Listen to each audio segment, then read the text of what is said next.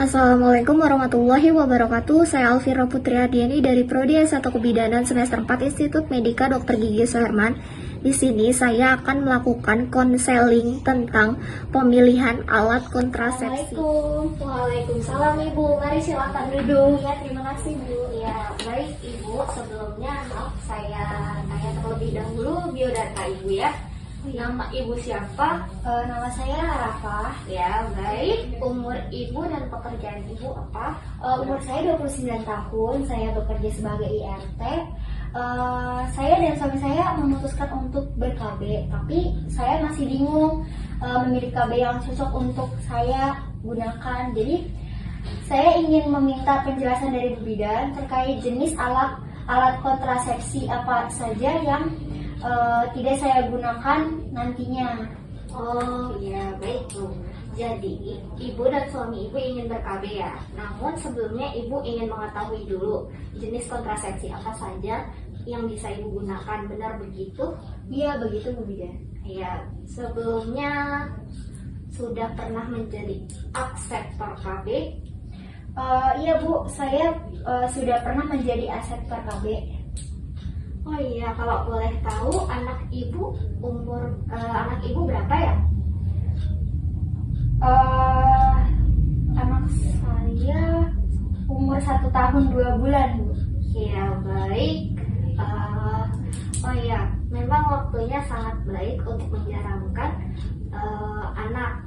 Jadi gini, alat kontrasepsi itu memang ada beberapa jenis, di antaranya itu ada KB suntik, ada pil, ada implan, ada kondom, dan ada AKDR. Jadi apa kekurangan dan kelebihan dari masing-masing alat kontrasepsi itu?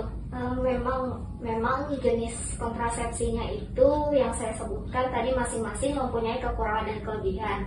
Saya akan menjelaskan satu persatu agar nantinya Ibu tidak bingung lagi untuk memilih alat kontrasepsi apa yang akan Ibu gunakan. Oh iya Bu. Nih Bu, jadi di sini ada macam-macam metode apa saja yang bisa dipakai dalam ber-KB. Yang pertama itu AKDR, yang kedua itu ada pil, nah yang ketiga itu suntik 3 bulan, selanjutnya itu ada suntik bulanan, terus susuk atau AKBK, terus kemudian kotak pria, kontrasepsi pria dan wanita, kemudian kondom dan mal. Dan di sini Ibu biasanya memakai apa Bu? KB-nya pil ya? Iya, saya memakai pil. Nah, kalau di sini tentang pil, bentar.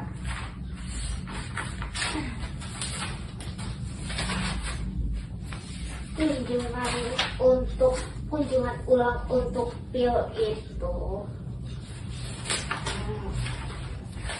Jadi yang pertama itu jika ibunya merasa puas, periksa keadaan kesehatan ibu sebelumnya memberikan pil. Terus kemudian memberikan suplai pil sesuai dengan ketentuan. Kemudian itu apakah ibu puas untuk memakai pil atau ingin mendapatkan pil lagi? Kalau bisa sih pakai pil lagi. Di sini untuk membantu mengatasi efek samping dan keluhan lain lanjut, kemudian periksa kesehatan ibu terlebih dahulu, apakah boleh digunakan lagi atau tidak. Kemudian apakah ibu kan tadi ibu nggak mau metode yang lain, berarti harus diperiksa lagi. Kemudian di sini ada gangguan atau keluhan baru atau tidak. Nih biasanya klien tersebut berhenti memakai pil dan memilih metode lain jika menderita tekanan darah tinggi.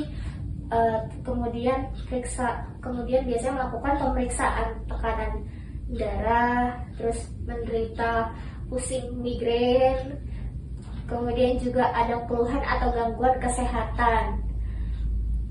kemudian itu dilakukan rujukan atau diagnosa, dan bila memang harus dipakai diobati ya diobati terlebih dahulu.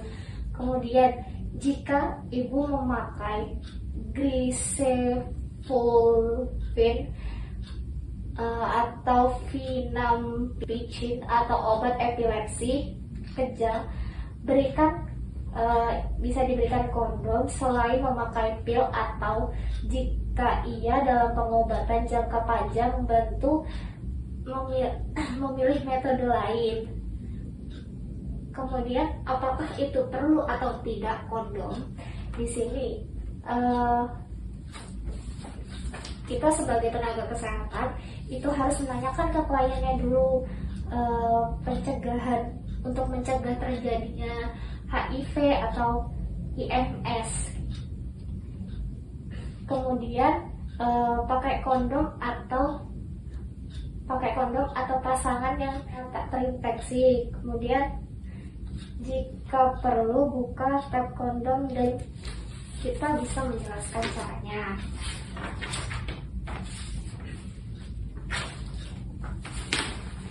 Kemudian ya, di sini saat pemakaian mual muntah atau tidak. Nah, di sini mual muntah dalam jangka waktu 2 jam setelah minum pil aktif. Ambil pil aktif dari bungkus atau strip yang lain. Diare berat atau perdarahan. Selama ini sih nggak ada ya. Ya, saya jelaskan ya. Spotting atau perdarahan di antara haid adalah hal yang biasa, khususnya dalam beberapa bulan pertama meminum pil ya. Terus juga disebabkan karena lupa minum pil, mual muntah atau diare, atau karena meminum rifampin atau obat anti kejang. Nah, di sini apakah ibu merasakan seperti keluhan sakit kepala, payudara nyeri, atau ada keluhan lainnya? Biasanya sih saya kayak ada sakit kepala kadang-kadang. Nah, di sini penting sekali. Sakit kepala ringan itu bisa diobati, misalnya minum ibuprofen kah, atau aspirin, paracetamol, atau obat sejenis lainnya, jika memang benar-benar diperlukan. Kemudian jika sakit kepala semakin sering atau bertambah parah ketika meminum pil, si kliennya itu harus diganti metodenya.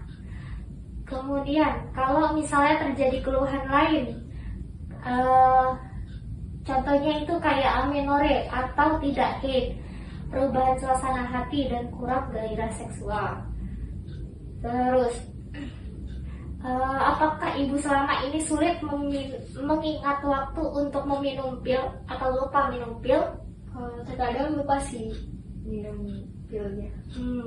Baik. Untuk langkah ini perlu dilakukan jika lupa meminum pil. Lihat bagian pil, kemudian apa yang dapat membantu mengingat, apa yang biasanya dilakukan setiap hari, dan kapan waktu termudah untuk ibu minum pil, waktu makan dan sebelum tidur, seperti itu ya. Lupa meminum pil itu dan langkah-langkahnya itu gimana ya mengatasinya? Baik ya Mbak. Nah, ini nih saya jelaskan mengenai jika Mbaknya lupa minum pil. Nih, yang pertama itu minum pil segera ketika ingat. Nah, yang kedua itu minum pil berikutnya sesuai jadwal. Dan yang ketiga itu lanjutkan minum seperti biasa, seperti biasa 1 tablet setiap hari. Kemudian itu bisa berarti minum 2 pil pada hari atau bahkan pada saat yang sama. Jika hanya lupa 1 pil, tidak perlu memakai kontrasepsi lain.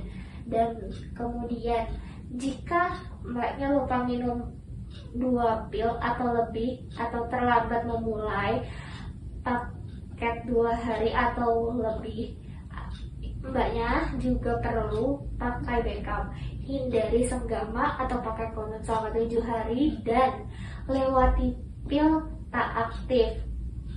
Dan juga langsung lanjut ke paket baru. Kemudian jika lupa lebih dari 1 pil, buang sisa pil dan yang terlupa untuk mengejar hari yang sesuai. Kemudian paket 28 hari berisi 7 pil tak aktif minggu keempat. Pil-pil tersebut tidak mengandung hormon. Nah, kemudian aturan khusus ya Mbak untuk pil tak aktif. Buang saja pil yang lupa diminum, lalu lanjutkan minum pil sesuai jadwal. Kemudian melewatkan pil tak aktif tidak berbahaya ya.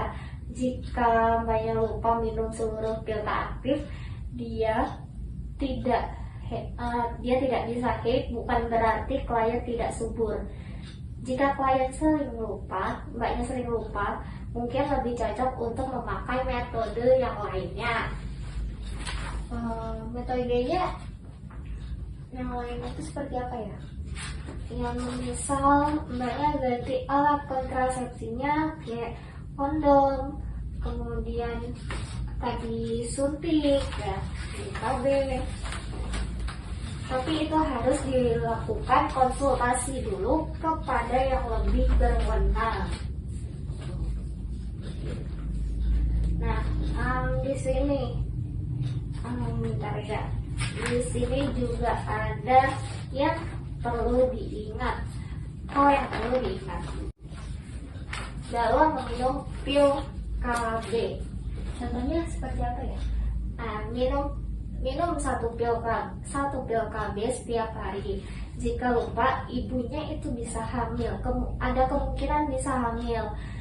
Kemudian juga efek sampingnya biasa dan pada umumnya itu tidak berbahaya.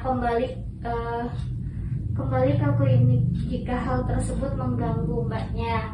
Kemudian segera kembali sebelum pil habis, atau jika ada keluhan lain, misalnya mbak perlu kunjungi BPM, bidan praktik mandiri atau bidan-bidan di sekitar mbak ketika merasa sangat nyeri pada perut, dada, atau kaki, kemudian sakit kepala berat, pandangan terganggu, berkunang-kunang, kulit atau mata kuning, kemudian mengalami kondisi kesehatan baru yang serius seperti itu ya.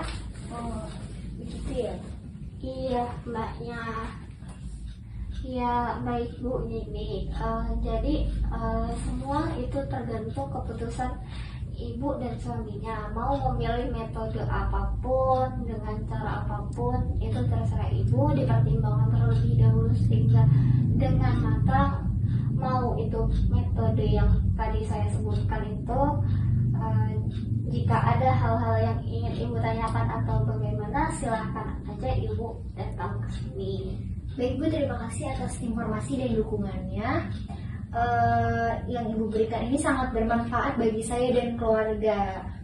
Iya baik Ibu, sama-sama. Kalau begitu saya izin pamit. Terima kasih Bu. Assalamualaikum. Waalaikumsalam. Sekian video yang dapat saya tampilkan. Kurang lebihnya mohon maaf. Wassalamualaikum warahmatullahi wabarakatuh. Thanks for watching.